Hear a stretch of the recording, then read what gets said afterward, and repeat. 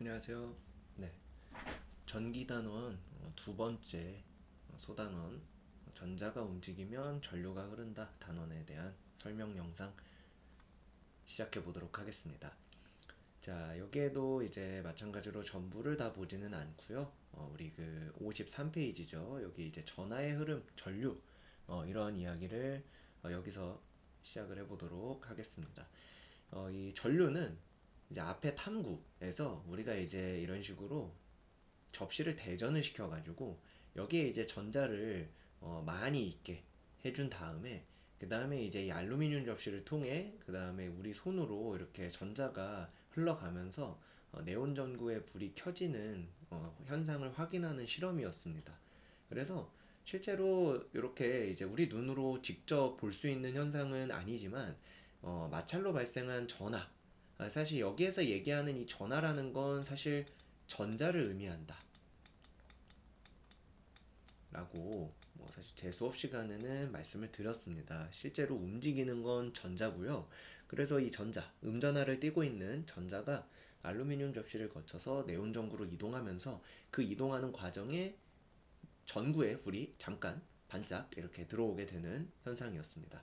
이렇게 전자는 금속과 같은 도체를 따라 이동할 수 있는데 이러한 전하의 흐름을 전류라고 얘기를 하는 거죠. 전류라는 거는 즉 그 도선 안에서 금속과 같은 도체를 따라 전자가 이동하는 현상을 전류라고 얘기를 하는데 실제로 이 전자가 그냥 단순히 움직이는 걸 보고 전류라고 하지는 않습니다. 이 아래쪽에 있는 그림을 보시면은 이 도선을 확대해서 지금 보여주고 있는데 도선 안에는 말 그대로 이제 전기가 흐를 수 있는 금속 이제 실 같은 형태의 전선이 존재하고요. 이 전선은 물질이기 때문에 마찬가지로 원자 핵과 전자로 구성이 되어 있습니다. 근데 이 전자가 평소에도 이렇게 불규칙하게 움직이고 있는데 이거는 전류가 흐르는 것이다 라고 이야기를 안 합니다. 전류가 아닙니다. 네, 불규칙하게 움직이고 있을 때는 전류가 흐른다라고 이야기를 안 하고요. 여기에 이제 사진에도 나와 있지만 그리고 그러면 어떤 이제 전자가 어떻게 움직여야지 우리가 이제 전류가 흐른다라고 얘기를 하냐면 여기 이제 이 그림처럼 전자가 갑자기 무슨 이유인지 모르겠지만 전지의 플러스 극으로 이렇게 움직이게 되는 일정한 방향성을 가지고 움직이게 되는 모습을 보여주게 되고요. 이때 우리가 전류가 흐른다라고 얘기를 할 수 있는 거죠.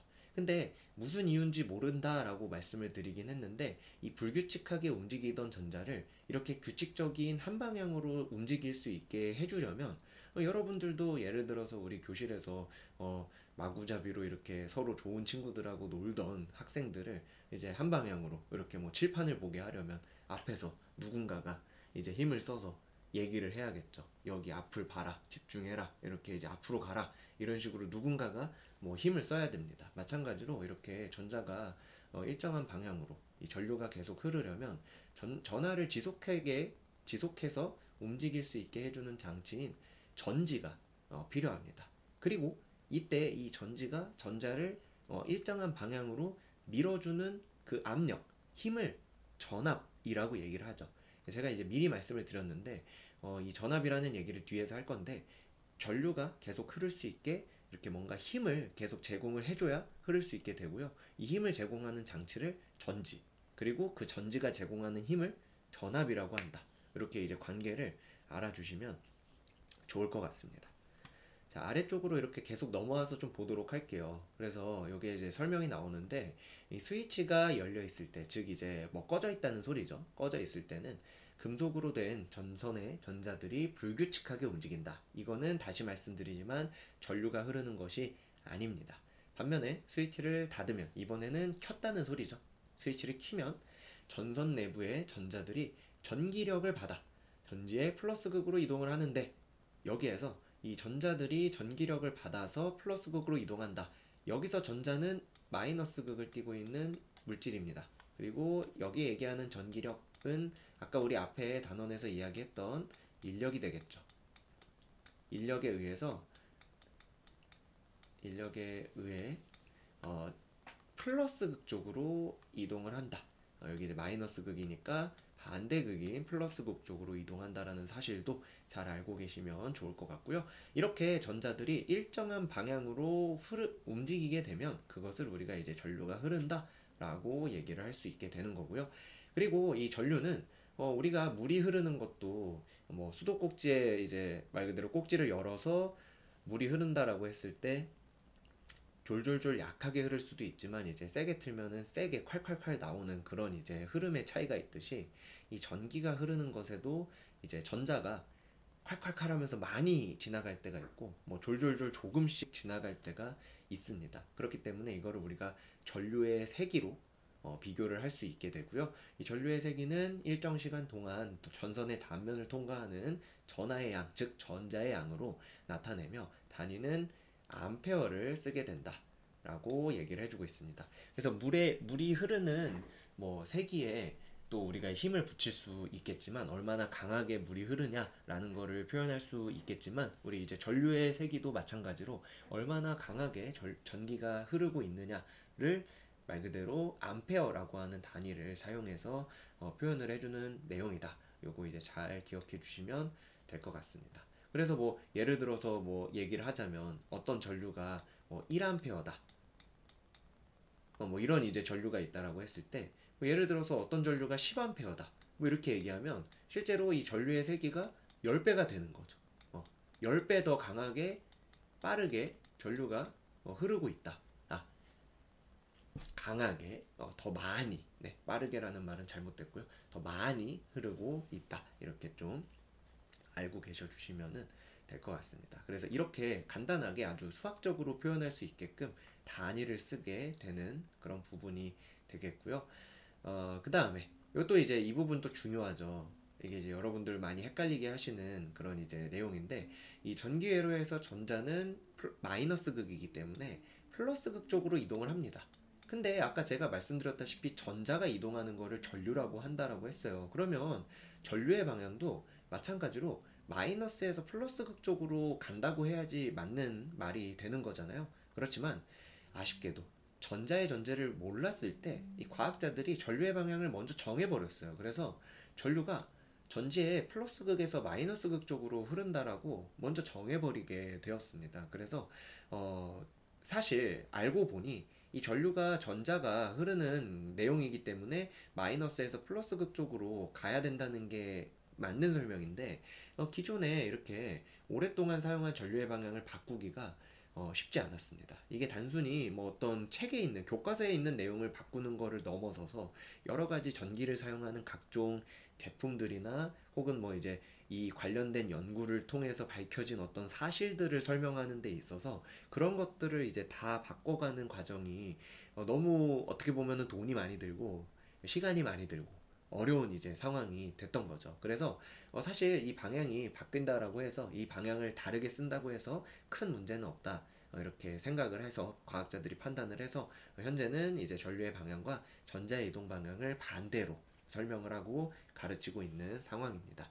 그래서 먼 미래, 뭐 여러분들이 어른이 되시거나 혹은 여러분들의 자식이 여러분들 나이만큼 되거나 뭐 혹은 더 뒤에 이렇게 바뀔 수 있을지는 모르겠지만 현재까지는 이 둘은 반대로 사용하고 있고요.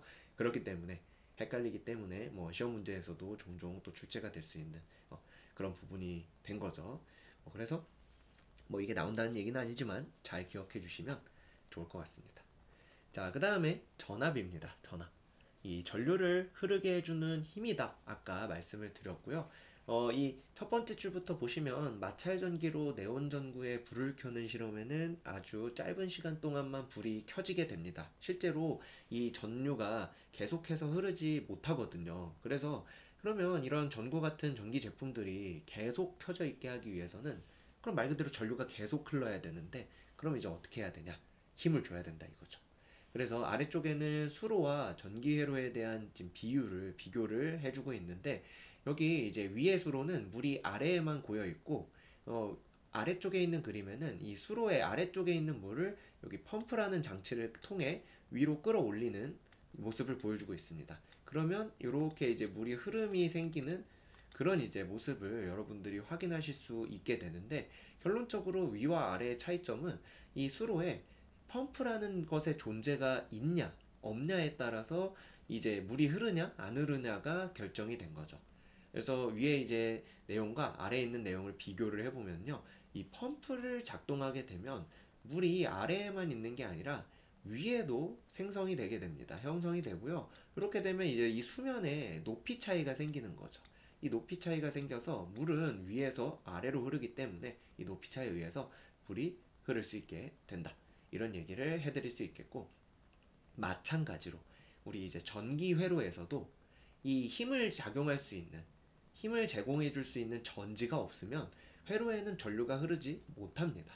근데 이 아래쪽에 있는 그림처럼 이렇게 이제 회로에 이 전류가 흐를 수 있게 힘을 작용해 주는 건전지를 부착하게 되면은 이 전지가 발생시키는 전압으로 전류가 흐를 수 있게 된다라는 이런 얘기가 나와 있습니다.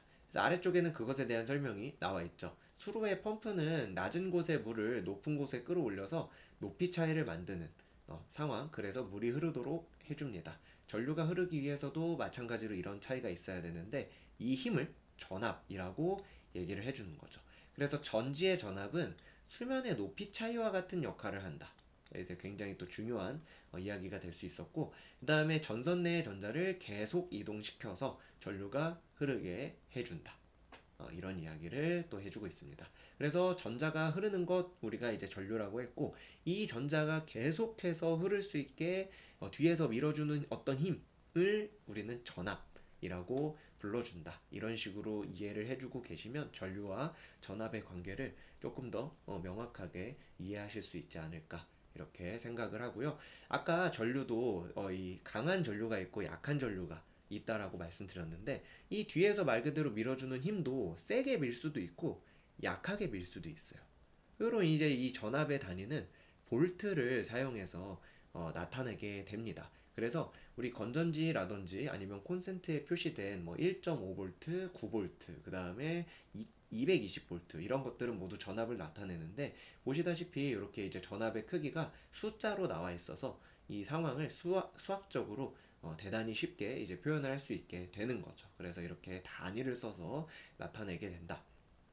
이런 이야기를 드려봤고요. 그래서 이제 전지의 전압이 크면 그만큼 더 강한 힘을 줄 수 있는 거기 때문에 우리가 보통 사용하는 전기 제품들에 사용되는 전류를 발생시키기 위한 전압은 220V. 굉장히 좀 강한 전압이라고 볼 수 있겠죠. 이런 이제 전압을 가지고 있는 내용을 사용을 해서 전기 제품들을 이용하고 있다. 이렇게 받아들여 주시면 되겠습니다.